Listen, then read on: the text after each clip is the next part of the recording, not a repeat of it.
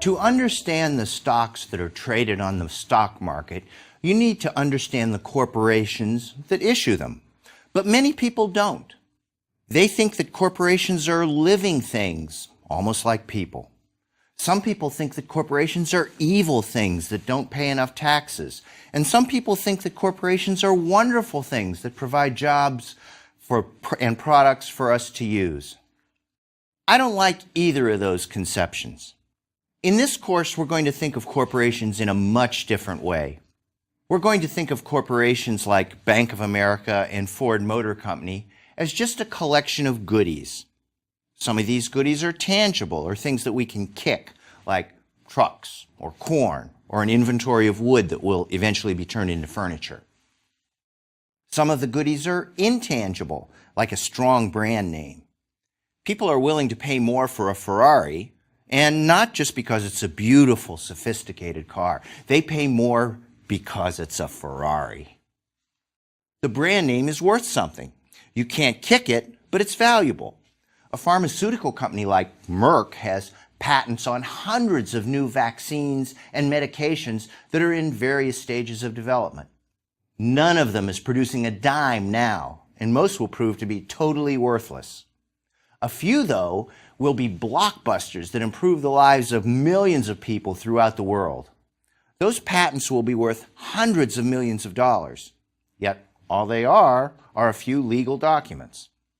Patents, like the brand name Ferrari, are intangible property. I like to think of a company as just a pile of these goodies.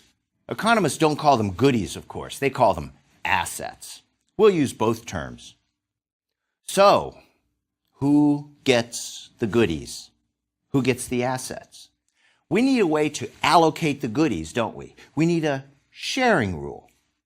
Along with bonds, stocks comprise the sharing rule for the goodies. Who gets what? Let me explain. Let's suppose that you start a lawn care business. We'll call it multi-mower.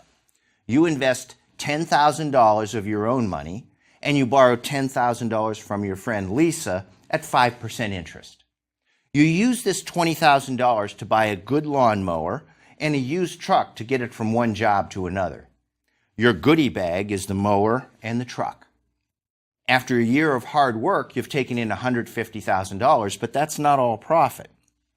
Suppose you paid $100,000 for fuel, maintenance, and labor. $150,000 in revenues minus $100,000 in expenses leaves $50,000. You're left with $50,000, and you still have the now used mower and the truck.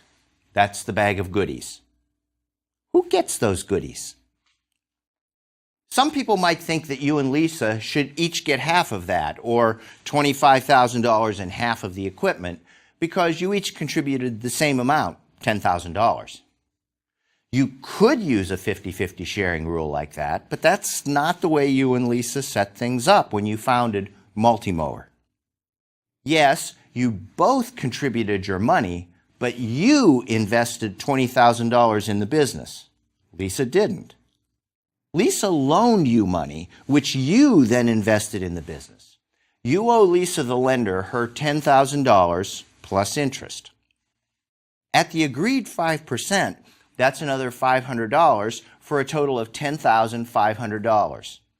After you repay Lisa her $10,500 out of the bag of goodies, you have $39,500 of your $50,000 left. You also have the used lawnmower and a used truck. The sharing rule that you and Lisa agreed to use in advance is that Lisa would get the first $10,500 and nothing more. You get nothing until Lisa is paid in full, and then you get everything that's left over. You're the residual claim holder. Economists would say that Lisa is the lender while you are an owner. Another way to say it is that Lisa is a bondholder while you are a stockholder. Now, lender Lisa might not be happy with this outcome.